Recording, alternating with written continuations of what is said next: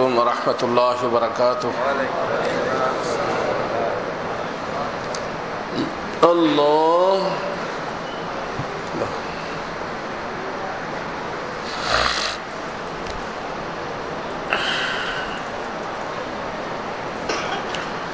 الحمد لله وكفى وسلام على عباده الذين اصطفى أما بعد فأعوذ بالله من الشيطان الرجيم بسم الله الرحمن الرحيم سبحان الذي أسرى بعبده ليلا من المسجد الحرام إلى المسجد الأقصى صدق الله مولانا العظيم. محترم و مکرم حضرات مصلیین کرام، اللہ رب العزت بہت بڑا احسان و মেহেরবানি আল্লাহ পাক আমাদের সকলকে আল্লাহ পাকের ঘর মসজিদের মধ্যে আসার এবং বসার তৌফিক দিয়েছেন। এজন্য সকলেই আল্লাহ পাকের শুকর আদায় করি আলহামদুলিল্লাহ। আমি আপনাদের খিদমতে প্রায় 20-22 জুমা হয়ে গেল একটা বিষয়ের উপরে আলোচনা শুরু করছিলাম। বিষয়টা হলো যে আপনাকে এবং আমাকে পরিপূর্ণ দ্বীনওয়ালা হতে হবে। যেরকম একজন হাফেজে কোরআন 1 পারা 2 পারা ইয়াদ করলে হাফেজ হয় না, 2-1টা কানুনের কথা জানলে লয়ার হয় না, ঠিক এমনি ভাবে দ্বীনের আংশিক কিছু কাজ করার কারণে দ্বীনদার হয় না। দ্বীনদার তখন হয় যখন পরিপূর্ণ দ্বীন কোনো ব্যক্তির ভিতরে থাকে।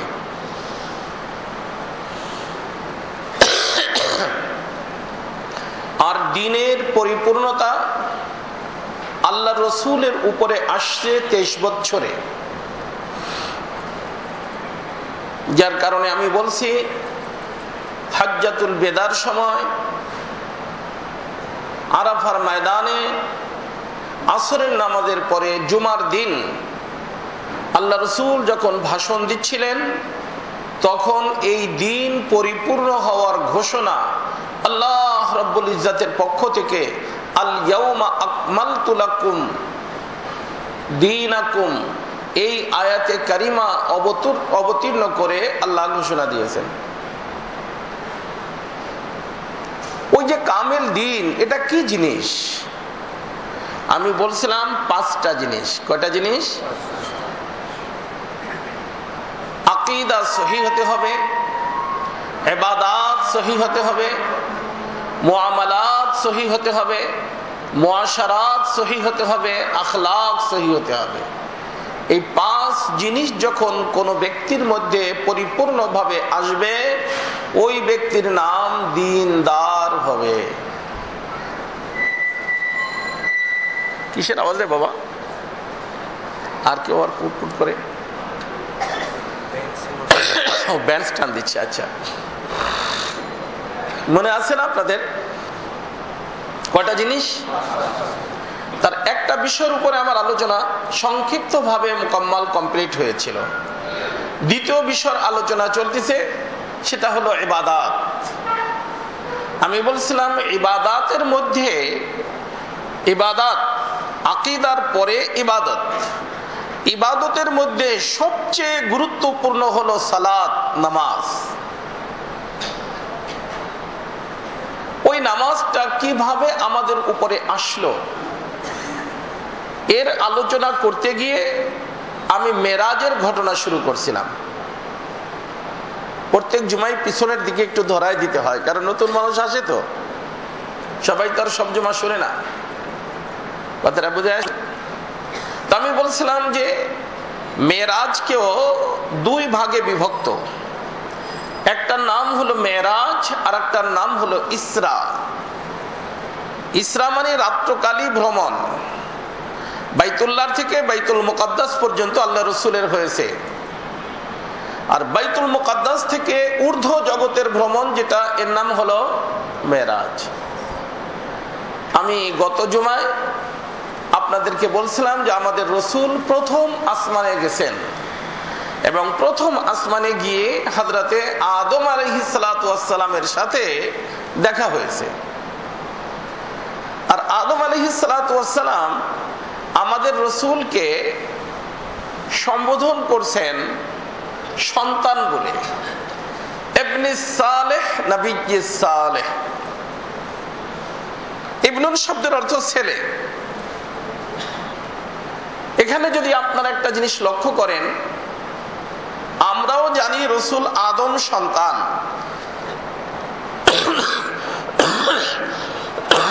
আর আসমানের জগতে আদম আলাইহিস সালাম ও রসুলকে কি বলে ডাক দিচ্ছেন? সন্তান বলে, ছেলে বলে ডাক দিচ্ছেন। এমনি, হে আমার বেটা মুহাম্মদ সাল্লাল্লাহু আলাইহি সাল্লাম, তাই না? তো আদম আলাইহিস সালাতু ওয়াস সালামের সন্তান তো মানুষই হবে, নাকি হবে? মানুষের ঘরে মানুষ জন্ম নেওয়াই ভালো না মানুষের ঘরে অন্য কিছু জন্ম নেওয়া ভালো রে বাবা? কি বলেন? আল্লাহ তাআলা এটাকে একটু টাইট করার তৌফিক দেন। এই বেদাতি যেগুলো হালুয়া পুরি খাইতে খাইতে এটা লুজ হয়ে যায়। রসুল যেখানে বলতেছেন যে আমি আদমের সন্তান, আদম আলাইহিস সালাম তাকে ডাক দিচ্ছেন কি বলে? ছেলে বলে। তো আদম আলাইহিস সালাম যা, রসুলও তাই, নাকি? রসুল আদম আলাইহিস সালাম মানুষ, রসুলও কি মানুষ। আদম আলাইহিস সালাম আল্লাহ যা দিয়ে বানাইছেন, রসুলকে আল্লাহ এই দিয়ে বানাইছেন। গন্ডগোল কিসের থাকে? আর বুঝে কি ধরতেছে আপনাদের কি বলতে চাচ্ছি? এর থেকে আগে আমি বলি না, গন্ডগোল লাগে। এই জন্য খুব লক্ষ্য রাখবেন।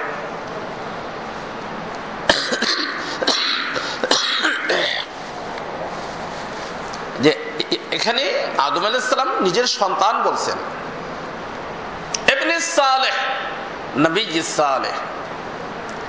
এরপরে দ্বিতীয় আসমান, তৃতীয় আসমান, চতুর্থ আসমান, পঞ্চম আসমান, ষষ্ঠ আসমানে গিয়ে রসুলের সাথে দেখা হয়েছে, অন্যান্য নবীদের সাথেও দেখা হয়েছে। ষষ্ঠ আসমানে গিয়ে দেখা হয়েছে মুসা আলাইহিস সালামের সাথে। আর আল্লাহ রসুল যখন সপ্তম আসমানে গিয়েছেন, ওখানে গিয়ে দেখা হয়েছে আমাদের ইব্রাহিম খলিলুল্লাহর সাথে। কার সাথে? ঠিক ইব্রাহিম আলাইহিস সালামও এই রসুলকে নবী বলছেন আর সন্তান বলছেন। তো ইবনে সালেহ বলে খেতাব আমাদের রসুলকে দুইজন নবী করছেন। কয়জনে? একজন আদম আলাইহিস সালাম আর একজন ইব্রাহিম আলাইহিস সালাম। কারণ ইব্রাহিম আলাইহিস সালামের সাথে আমাদের রসুলের যেখানে এই ব্লাড কানেকশন, রক্তের সম্পর্ক, ওখানে আর একটা রুহানি সম্পর্ক আছে। যার কারণে আমাদের রসুল সাল্লাল্লাহু আলাইহি ওয়াসাল্লাম বলতেন যে আমি হলাম ইব্রাহিম আলাইহিস সালাতু ওয়াস সালামের দোয়ার বরকতে আল্লাহ দান করছেন। দোয়া ইব্রাহিম আলাইহিস সালাতু ওয়াস সালাম অনেক পরীক্ষা নিরীক্ষার ভিতর দিয়া অতিবাহিত হইয়া আল্লাহ পাকের খলিল, আল্লাহর বন্ধুর উপাধি পেয়েছেন। ওয়াইযিবতালা ইব্রাহিম রাব্বুহু বিকালিমাত, আল্লাহ নিজে বলছেন যে অনেক পরীক্ষা ইব্রাহিমকে করা হয়েছে।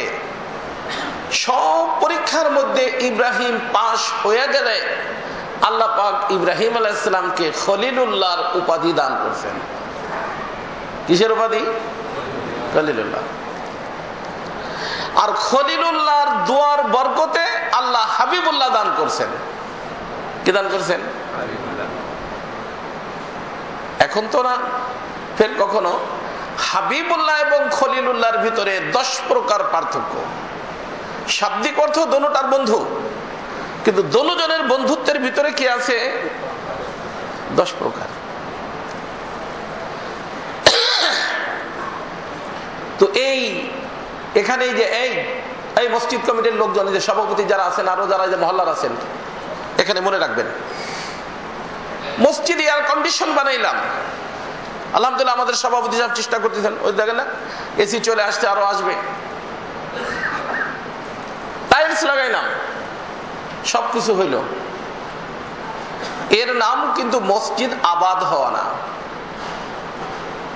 দেখবেন দাওয়াত ও তাবলীগের মেহনতের ভিতরে একটা বিষয় আলোচনা হয়, মসজিদ আবাদ করা। কয় কাম দিয়া? কয় কাম? তার ভিতরে এটা তো আছে যে মসজিদের ভিতরে টাইলস লাগাইতে হবে, এসি লাগাইতে হবে, আছে। মসজিদ আবাদ, এই মসজিদ আবাদ শব্দের অর্থ হলো, আরবিতে বলে তামির। কি বলে? তামির। ইন্নামা ইয়ামুরু মাসাজিদাল্লাহ, ইন্নামা ইয়ামুরু মাসাজিদাল্লাহ। আল্লাহর মসজিদকে তামির করে, নির্মাণ করে, আবাদ করে। মসজিদ আবাদ টাইলসের দ্বারা হয় না, মসজিদ আবাদ এয়ার কন্ডিশনের দ্বারা হয় না, এটা প্রয়োজন তাই লাগাই। রাসূলুল্লাহর যুগে মসজিদ টাইলস তো দূরের কথা, ফ্লোরের ভিতর কিচ্ছু ছিল না, মাটির ভিতর নামাজ পড়তেন। বেড়া খেজুরের পাতার ছিল। কিসের? একটা মসজিদ মনে করেন গরিব এলাকায় খেজুরের পাতার বেড়া, ফ্লোরে মাটি। আর একটা মসজিদ মনে করেন যত ধরনের দামির থেকে দামির টাইলস বিশ্বের ভিতর হতে পারে, মার্বেল, সেটা লাগানো। নামাজ যদি পড়া হয় ওই মসজিদ আর এই মসজিদে, এই সুন্দর মসজিদে সওয়াব বেশি। কি বলেন? সমান সমান সওয়াব। তো এর কারণে মসজিদ আবাদ হয় না। মসজিদ আবাদ হয় আল্লাহর জিকিরের দ্বারা, মসজিদ আবাদ হয় তেলাওয়াতের দ্বারা, মসজিদ আবাদ হয় দ্বীনের কাজের দ্বারা। কথা কি বুঝতেছেন? তো আল্লাহ পাক এই বাইতুল্লাহ শরীফ, যে আমি এ সম্পর্কে কখন আলোচনা করব, সর্বপ্রথম তো আল্লাহ ফেরেশতা দিয়ে বানাইছেন।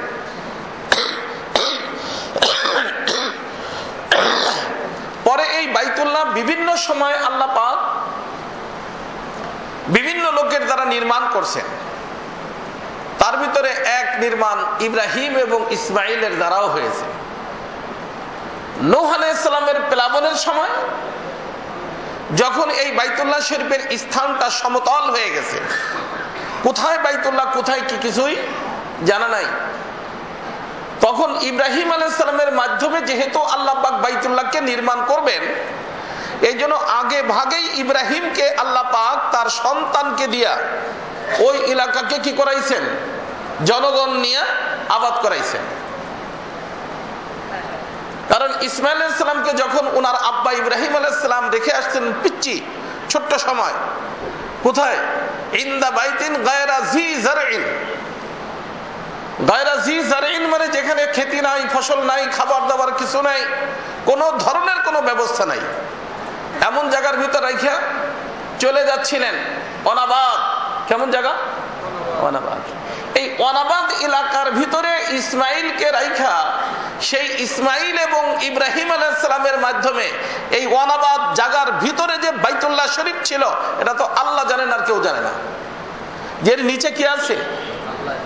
বাইতুল্লাহ শরীফ আছে। যখন ইসমাইল আলাইহিস সালাম একটু বড় হলেন, আল্লাহ পাক ইব্রাহিম এবং ইসমাইলের মাধ্যমে বাইতুল্লাহ শরীফকে নির্মাণ করলেন। ওয়াইদ ইয়ারফাউ ইব্রাহিমুল কওয়াইদা মিনাল বাইতি ওয়া ইসমাইল ক্বালা রাব্বানা তাকাব্বাল মিন্না ইন্নাকা আনতাস সামিউল আলিম।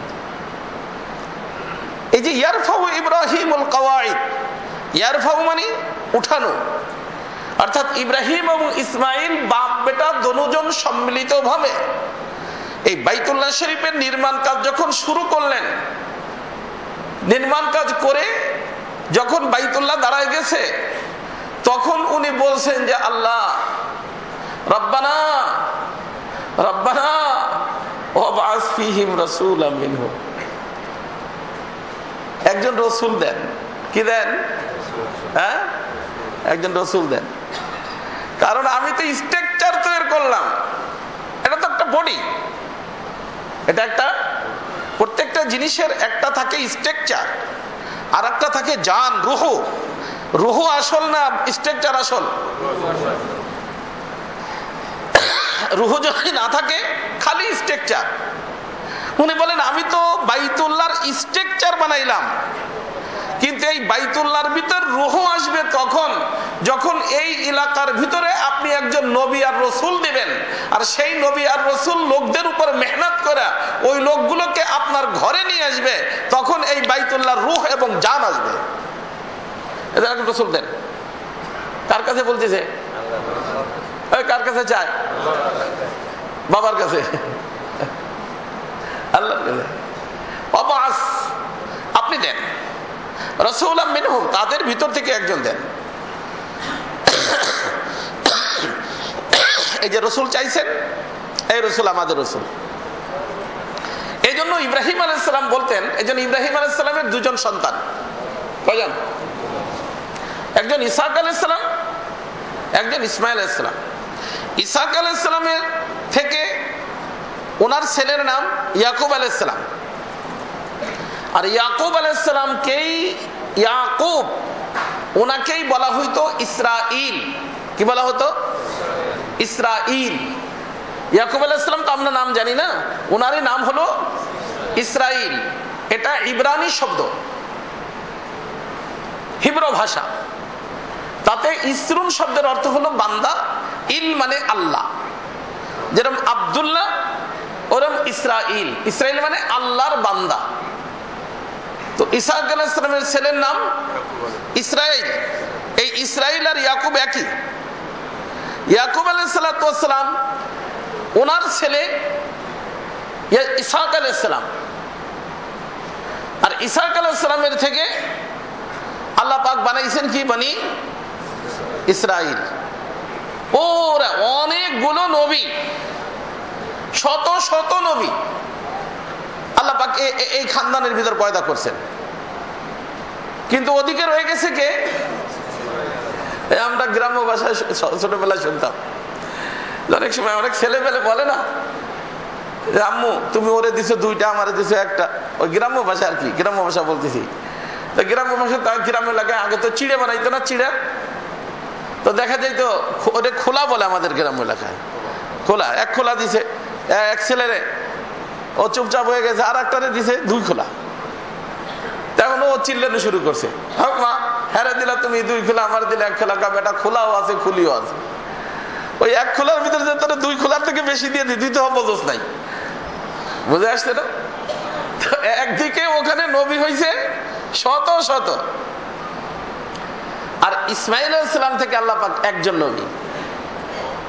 তো ইয়াকুব আলাইহিস সালামের ছেলে, ইব্রাহিম আলাইহিস সালামের ছেলে কে? ইসমাইল আলাইহিস সালাম।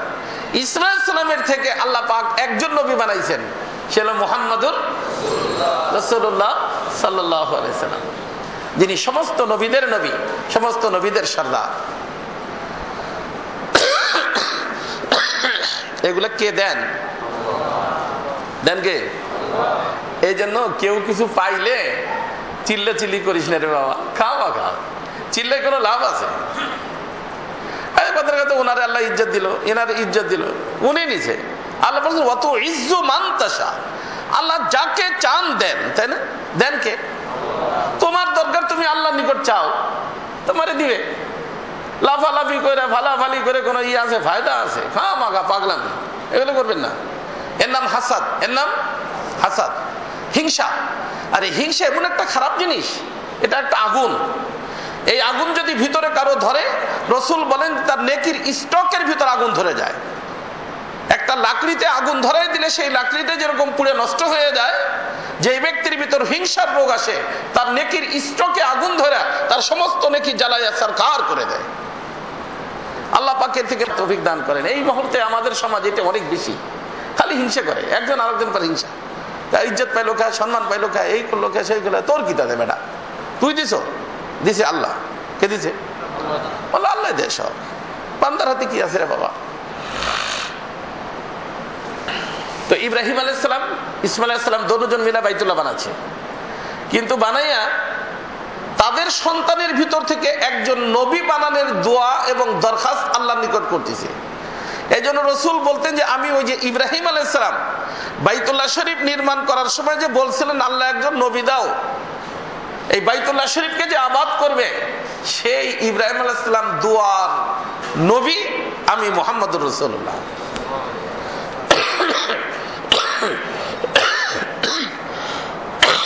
এই জন্য আমাদের রসুল ওই সপ্ত আসমানে গিয়ে কার সাথে দেখা? ইব্রাহিম আলাইহিস সালামের সাথে দেখা।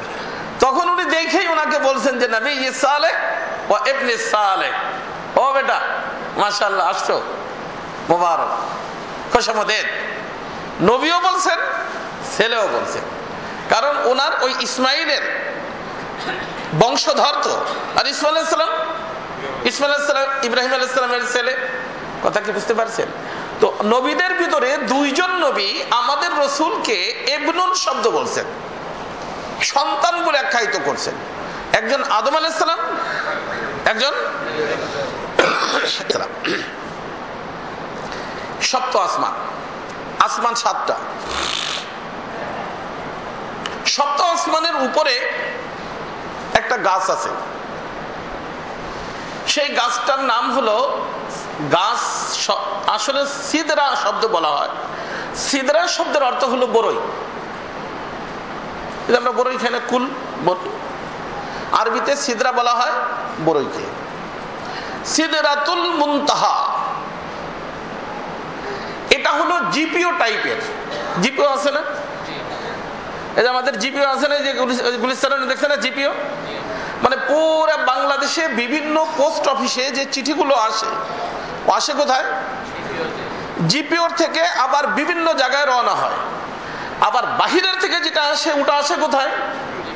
জিপিওতে। ওখান থেকে আবার সব জায়গায় তাকসিম হয়, হেড অফিস। তো আল্লাহ পাক এই কায়নাতকে পরিচালনা করার জন্য আমি বলছিলাম যে স্টাফ স্বরূপ যাদেরকে বানাইছেন তাদের নাম হলো ফেরেশতা। এই ফেরেশতাদের ডিউটি আছে, কাজ আছে তাদের। তো ওই ফেরেশতারা যারা বিভিন্ন ডিউটিতে নিয়োজিত, তাদের কাজগুলো বুঝে নেয় এই জায়গার থেকে। আর এই বড়ই গাছটা সম্পর্কে রসুল বলেন যে এই গাছটাকে আল্লাহ পাক এত সুন্দর বানাইছেন, তার সৌন্দর্যের কথা আমি বলে শেষ করতে পারবো না।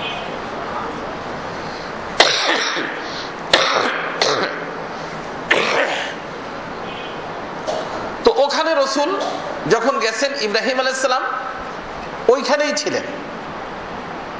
ওখানে দেখা হয়েছে, কথাবার্তা হয়েছে। ওখান থেকে রাসূলুল্লাহ সাল্লাল্লাহু আলাইহি সাল্লামকে আল্লাহ পাক ঊর্ধ্ব জগতে নিয়ে গেছেন। এই পর্যন্ত রসুলের সফর শেষ, এক পর্ব শেষ।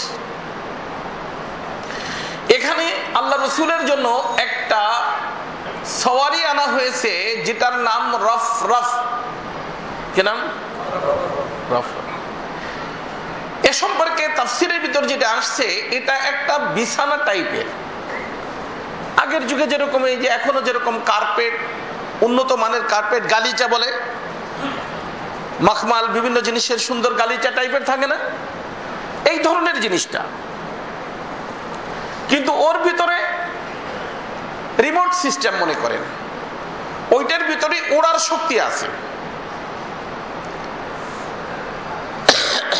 এবং তাফসীরের ভিতরে এটাও আসছে, এই যে মানুষের যে ইন্তেকাল হয়, আমি বলছি না যে এই যে দেহের ভিতর থেকে মানুষ যখন বের হয়, মানুষ কে বের হয়? কে বের হয়? আপনারাও কিন্তু বলেন, কিন্তু মানেন না।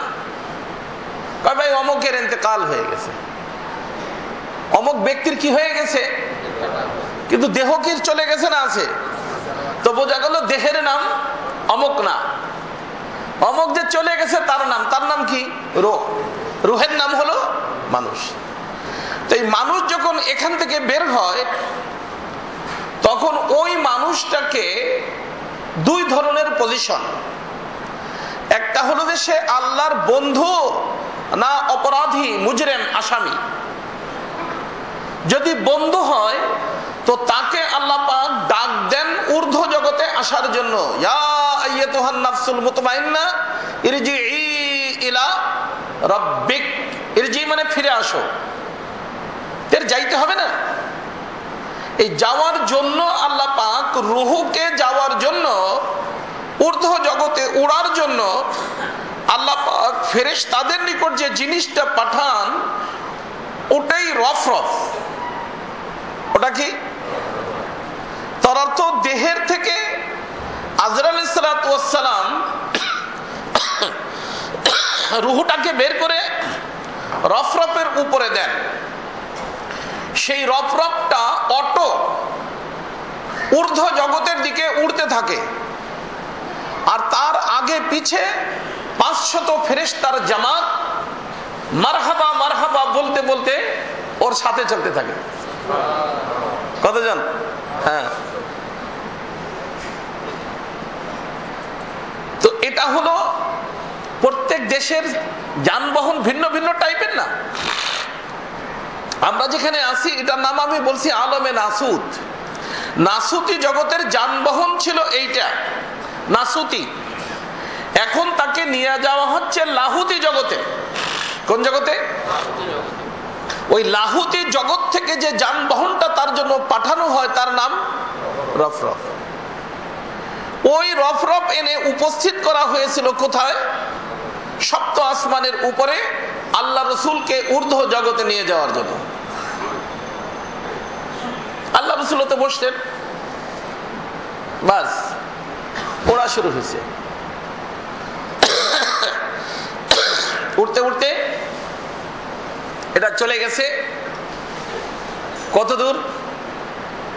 কাবা কাউসাইনি আও আদনা, একেবারে আল্লাহ পাকের নিকটে। কট্টুকাস এর তাফসীরের ভিতরে যদিও মতনৈক্য আছে, কিন্তু আমাদের বুজুর্গানে দ্বীনের তাহকিক এটাই যে আল্লাহ পাকের রাসূল সাল্লাল্লাহু আলাইহি সাল্লাম আল্লাহর নিকট কুরব হওয়া।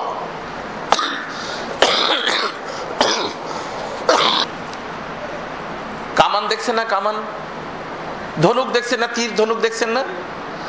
এক পাশে রশি বান্ধা থাকে না? রশিদের দুইটারে টাইনা একটুক করে যে, বাস এই একটুক। আল্লাহ বলেন যে একটুক দূরে রসুল আর একটুক দূরে ওটার থেকে আল্লাহ।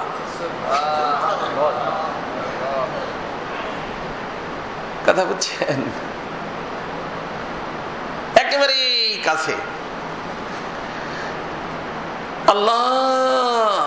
ওই কাছে গিয়েই কিছু আলাপ আলোচনা হয়েছে আল্লাহর সাথে, আল্লাহর বন্ধু রাসূলুল্লাহর সাথে। সেই আলাপটাই আমাদের রাসূল আমাদের নামাজের ভিতর করে দিয়েছেন, ওয়াজিব। সেই আলাপটার নাম আত-তাহিয়াত। সেই আলাপটার নাম কি? আত-তাহিয়াত পড়া ওয়াজিব না? কার কার? খালি ইমাম সাহেব? এখানে মাসলা বলে দিই একটা, অনেক সময় যে নামাজ পড়ে এসে শরীক হন, শরীক হন না? দেখা গেল আপনি বসতেন, ইমাম সাহেব দাঁড়িয়ে গেছে, আত-তাহিয়াত পড়ে তারপরে দাঁড়াবেন। আবার আমাদের সমাজে একটা ভুল তথ্য আছে, কয় যে হুজুর অর্ধেক আত-তাহিয়াত পড়বো না পুরো আত-তাহিয়াত পড়বো? আত-তাহিয়াত আবদুহু ওয়া রাসূলুহু পর্যন্ত। আত-তাহিয়াত কোন পর্যন্ত? আর পরেরটা হলো দুরূদ শরীফ। দুরূদ শরীফ ভিন্ন, আত-তাহিয়াত ভিন্ন।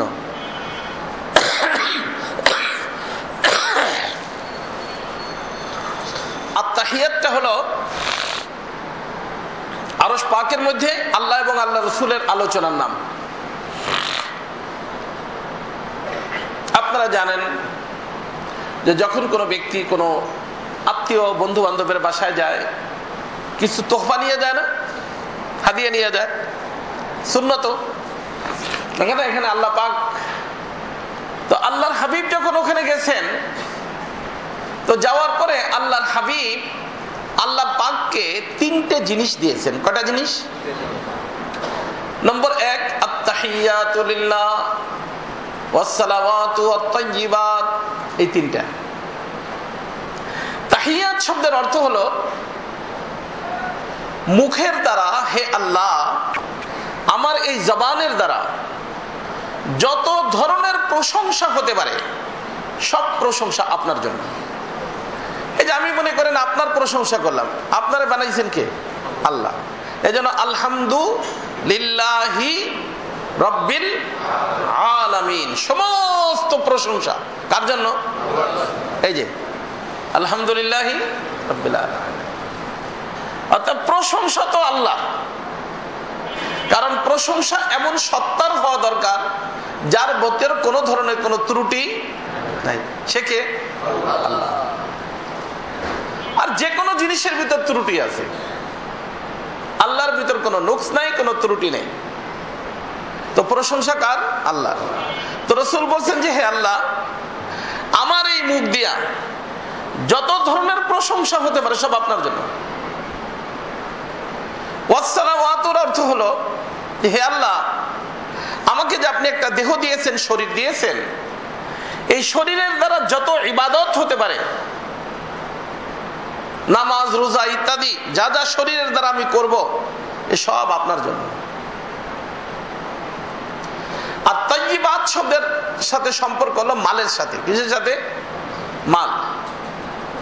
আল্লাহ মালের মাধ্যমে আমি যত ধরনের ইবাদত করব, মসজিদ বানাই, মাদ্রাসা বানাই, বুঝে আসছে না, দান করি, যা কিছু করি সব কার জন্য হবে? আল্লাহর জন্য। এই জন্য ওখানে আছে কুল ইন্না সালাতি ওয়া নুসুকি ওয়া মাহইয়ায়া ওয়া মামাতি লিল্লাহি রাব্বিল আলামিন। আল্লাহ আমার সব আপনার জন্য। কারণ আমি তো আপনাকে ছাড়া কাউকে জানিও না, মানিও না, অতএব আমার সবকিছু কার জন্য হবে? দেখেন একজন মানুষ এই যে বিবাহ শাদী করে বেগম রে বলে দিল যে বেগম আমার সব কিছু তোমার জন্য, খুশি হয়ে যায় না? খুশি হয়ে যায়। এই মহাব্বতের জগৎটাই এমন। তো আল্লাহ বলেন যে আমার হাবিব আপনি বলুন, বলেন, ঘোষণা দেন যে আমার যা কিছু, আমার বলতে যা আছে, এমনকি আমার হায়াত, আমার মৌত, এ সব কিছু আপনার জন্য। আল্লাহ শিখিয়েছেন। তো ওখানে গিয়েও আমাদের রাসূল কি বলছেন? আত-তাহিয়াতু লিল্লাহ ওয়াস-সালাওয়াতু ওয়াত-তাইয়্যিবাত। আল্লাহ আমি মুখে যদি কিছু বলি তো আপনার জন্য বলবো, শরীর দিয়ে কিছু করি তো আপনার জন্য করব, মাল যদি খরচ করি তো আপনার জন্য করব। তার অর্থ আমার জান, আমার মাল, আমার সব কিছু আমি আপনার জন্য করে দিলাম।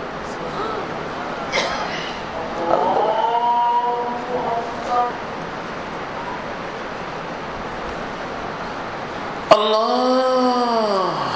তো আমার দোস্ত আমি বলতেছিলাম যে আল্লাহ পাক যখন এই কথা, আল্লাহ রাসূল সাল্লাল্লাহু আলাইহি ওয়াসাল্লাম যখন আল্লাহ পাককে এই সব জিনিসকে দিয়ে দিয়েছেন, কয়টা? এখানে কয়টা জিনিস? আত-তাহিয়াতু লিল্লাহ ওয়াস-সালাওয়াত ওয়াত, কয়টা হলো? 3টা। আল্লাহ পাক এই 3টার বদলায় 3টে দিয়েছেন। ভালো করে বুঝেন, আত্মায়াত খালি পুরো জীবন পড়েন না, বোঝার চেষ্টা করেন। পড়বেন তো অবশ্যই, বুঝে পড়বেন। এই 3টার বদলায় আল্লাহ 3টে দিয়েছেন। আল্লাহ কি বলেন? আসসালামু আলাইক আইয়ুহান নবী, ও নবী আপনার উপরে সালাম হোক। সালাম মানে শান্তি। সালাম মানে কি? আরে শান্তির পথ বাদ দিয়া আমরা অমুসলিমদের পথ আজকে অবলম্বন করছি, যার কারণে ঘরের ভিতরে শান্তি নাই। আল্লাহ রাসূল কিন্তু তাহিয়াত দিচ্ছেন, আর তার পরিবর্তে আল্লাহ কিন্তু তাহিয়াত সালাম দিচ্ছেন। সালাম মানে শান্তি। আপনি যে যদি ঘরের ভিতরে যাইয়া বলেন আসসালামু আলাইকুম ওয়া রাহমাতুল্লাহ, বুঝেন নাই? আপনি যখন যাওয়ার সময় বলেন আসসালামু আলাইকুম ওয়া রাহমাতুল্লাহ, তো কি হইল? সালাম, রহমত, বারাকাত, কয়টা জিনিস আসবে? হ্যাঁ, আমরা কি বলি?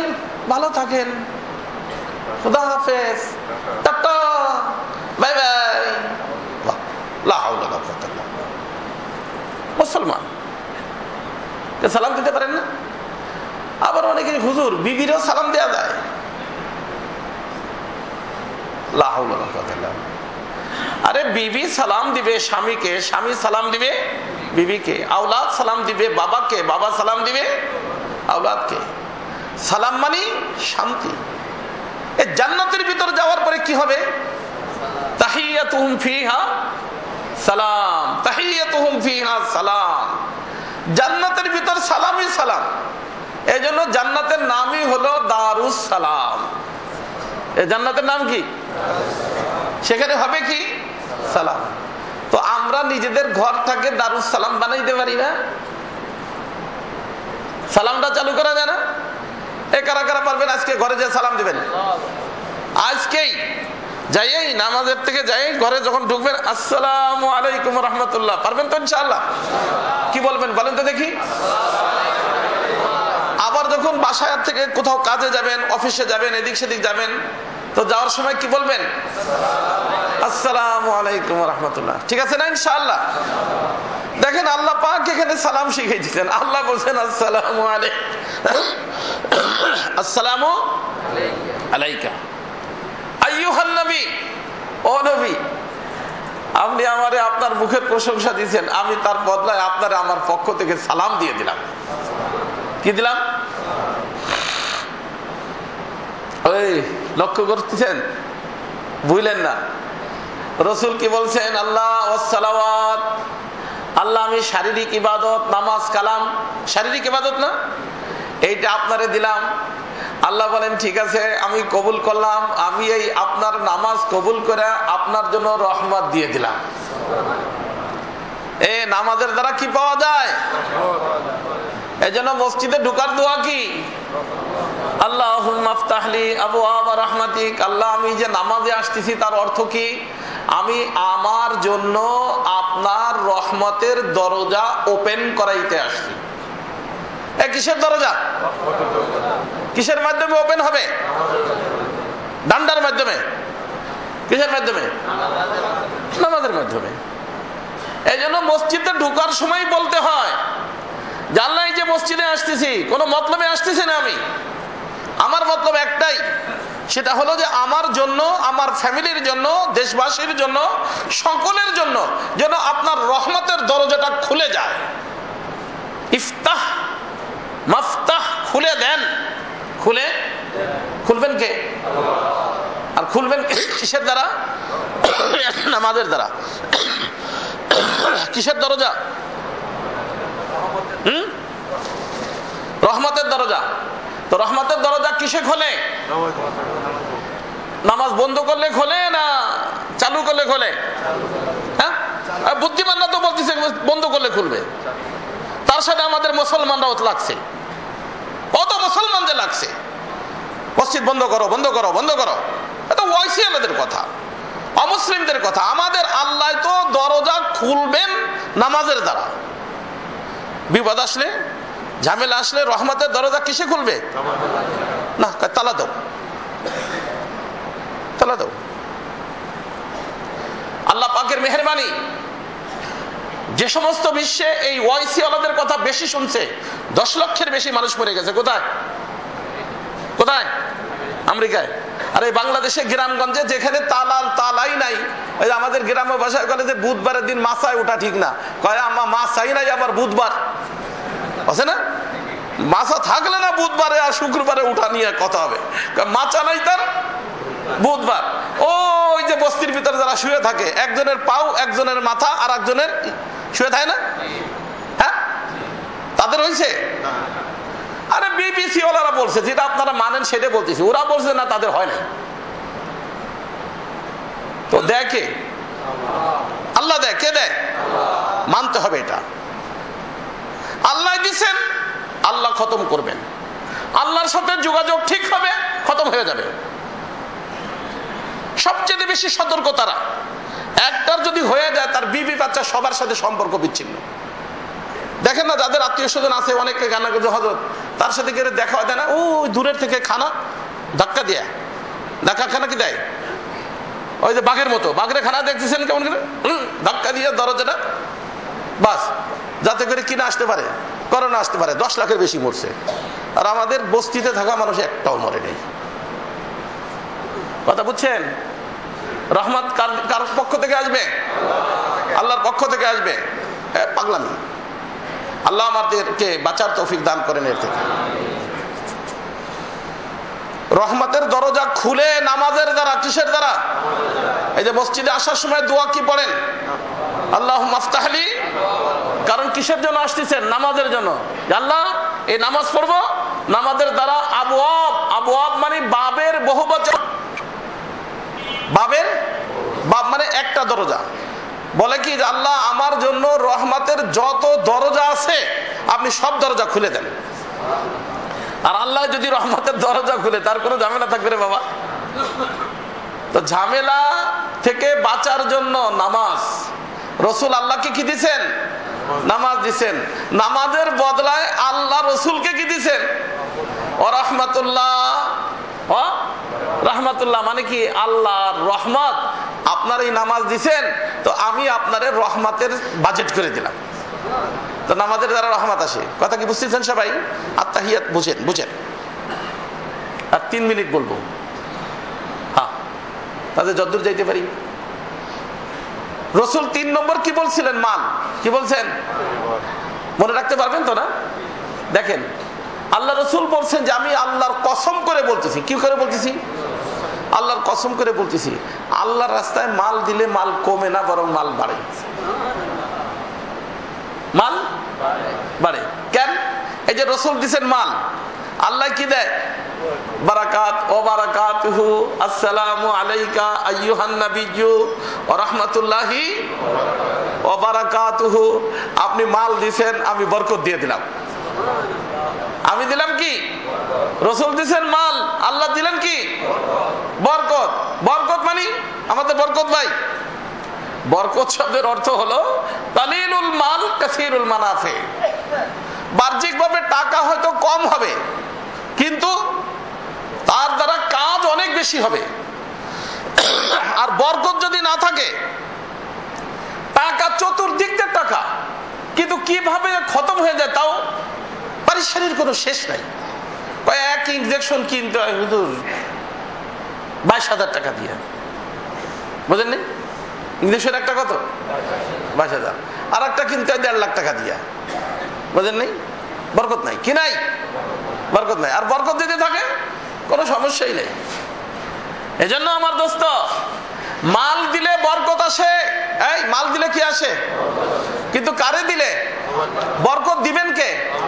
সভাপতি সাহেব, হ্যাঁ, স্থানীয় লোকজন। বরকত দিবে কে? তো মাল দিতে হবে কারে? আল্লাহরে। বর্তমানে আল্লাহরে কেউ দিতে চায় না, আল্লাহরে কেউ দিতে চায় না। কারে দেয়? ওই হুজুর একজন দাঁড়ায়, হুজুরে দেয়। আবার কেউ এরে দেয়, ওরে দেয়, নেতারে দেয়, ফেতারে দেয়। আরে আমি আল্লাহরে দাও। বরকত পাইতে হলে যার হাতে বরকত তারে দিতে হবে। নামাজের মাধ্যমে রহমত পাইতে হলে নামাজ তাকে দিতে হবে, বুঝেন নাই? আর সালাম শান্তি পাইতে হলে প্রশংসা তার জন্য করতে হবে। এই জন্য বলা হয় যে কেউ যদি কারো প্রশংসা করে নিজের মতলবে, নিজের মতলবে, রসুল বলছে যে তার মুখের উপর মাটি দিয়ে দাও, মানে কি তার বেইজ্জত করে দাও। সে তোমার প্রশংসা কেন করবে?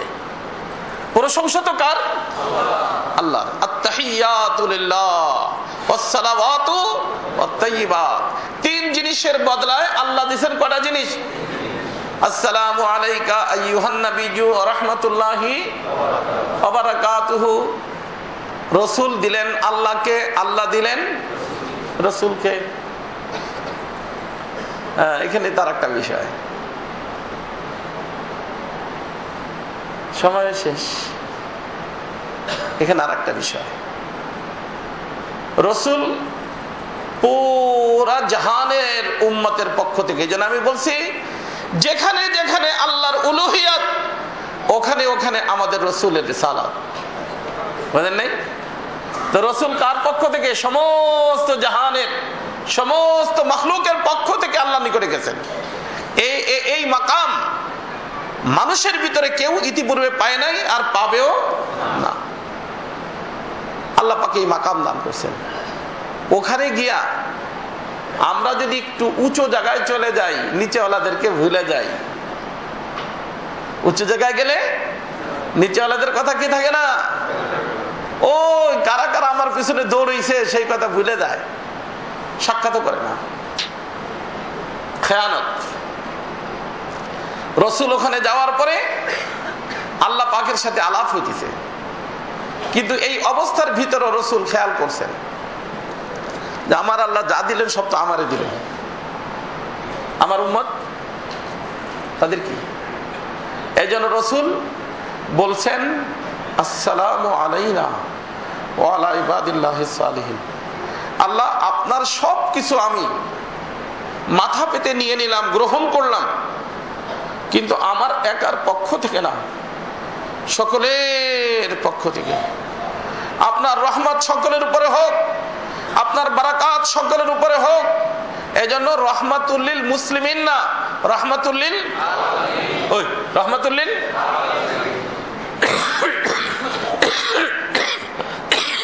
রহমাতুল্লিল আলামিন, সমস্ত জাহানের জন্য তিনি রহমত।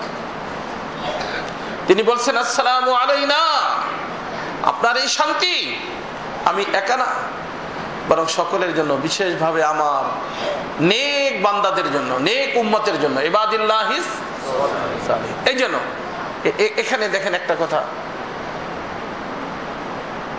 খামাখাই শেষ তো হবে না, সময় নষ্ট করে লাভ নেই। ফের ইনশাআল্লাহ আল্লাহ পাক তৌফিক দিলে সময় যখন আবার হবে ইনশাআল্লাহ, আগামী জুমায় এখানে থাকবো না। তবে আগামী জুমা আমি সাধারণত হিসাব মতে আল-ফালাতে পড়ানো উচিত, আল-ফালাতেও পড়বো না।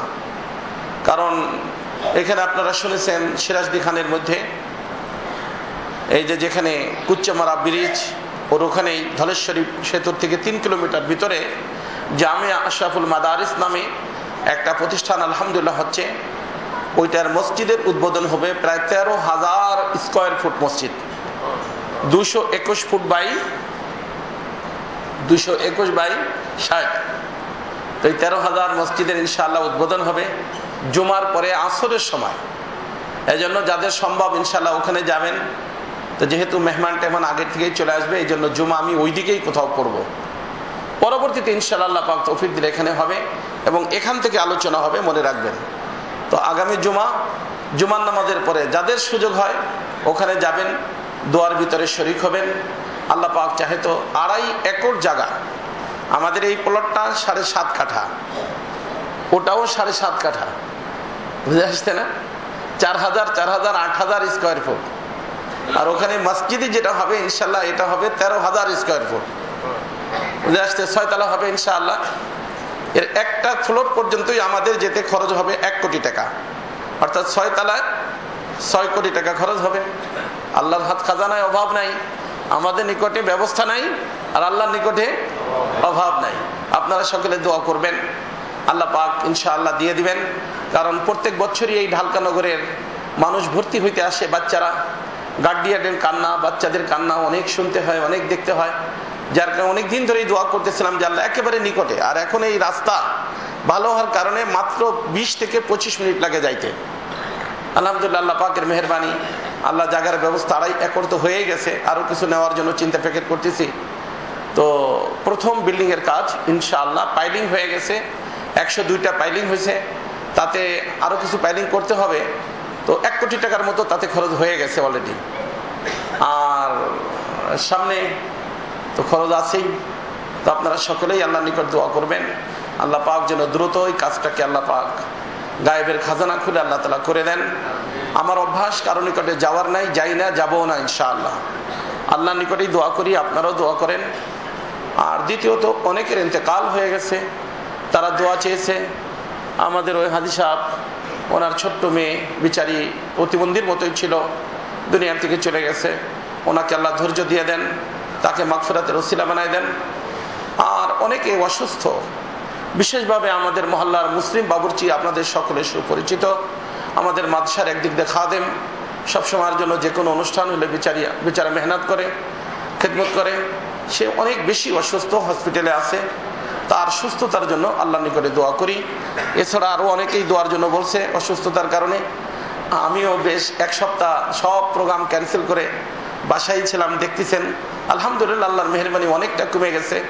আল্লাহ পাক যেন পুরোপুরি সুস্থ করে দেন এবং পুরো দেশে যে প্রোগ্রামগুলো আমার চলতেছিল সে প্রোগ্রামগুলো যেন চলে। আজকেই এখন জুমান আমাদের পরে চরমনাইতে প্রোগ্রাম ছিল, প্লেন টিকিটও ছিল, টিকিট ক্যান্সেল করতে হয়েছে ওই অসুস্থতার কারণেই। তো যাই হোক, আপনারা দোয়া করবেন আল্লাহ যেন আমাকেও সুস্থতা দান করেন, সকলকে আল্লাহ সুস্থ রাখেন, ভালো রাখেন, আফিয়তের সাথে জিন্দেগি দেন, যতদিন জীবন দেন আল্লাহর দিনের জন্য ওয়াকফ করে দিতে পারি। যখন যাওয়ার সময় হয় আল্লাহ পাক যেন ওরকম রথ পাঠান, যেখানে আমার মৃত্যু হয় আপনার মৃত্যু হয় সেখানে আমাকে নেওয়ার জন্য। এমন আল্লাহর সাথে বন্ধুত্বের সম্পর্ক আমরা সকলে করতে পারি। আল্লাহ সবাইকে তৌফিক দান করেন।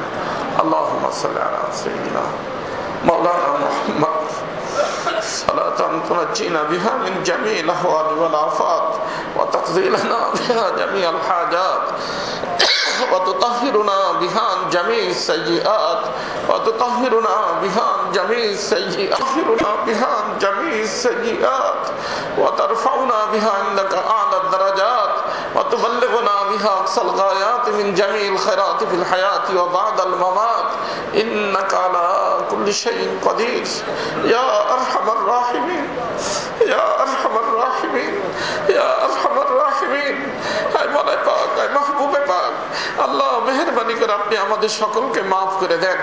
আল্লাহ যত ভুল চোখ হয়ে গেছে মাফ করে দেন। সামনের জীবনটাকে আপনাকে রাজি খুশি রেখে চলতে পারি তৌফিক দিয়ে দেন। আল্লাহ আমাদের যার যে পরেশানি আছে দূর করে দেন। আল্লাহ যার যে হাজত আছে পুরো করে দেন। আল্লাহ যারা যে কোনো রোগে আক্রান্ত সকলকে আপনি শিফা দিয়ে দেন। আল্লাহ বিশেষভাবে আমাদের মুসলিম ভাইকে পুরোপুরি সুস্থ করে দেন। আল্লাহ তাকে সুস্থতার সাথে হায়াত দান করেন। আল্লাহ মেহেরবানি করে আমাদের মারহুমিনদেরকে বিলা হিসাব মাগফিরাত করে দেন। আল্লাহ তাদের কবরকে নূর দ্বারা ভরপুর করে দেন। আল্লাহ তাদের জন্য জান্নাতুল ফিরদাউসের ফয়সালা করে দেন। আয় আল্লাহ রাসূলুল্লাহ সাল্লাল্লাহু আলাইহি ওয়াসাল্লামের বরকতে আমাদের দোয়া মুনাজাতকে কবুল ফরমান। সুবহান রাব্বিকা রাব্বিল ইজ্জাতি আম্মা ইয়াসিফুন ওয়া সালামুন আলাল মুরসালিন আলহামদুলিল্লাহি রাব্বিল আলামিন। 1 মিনিট।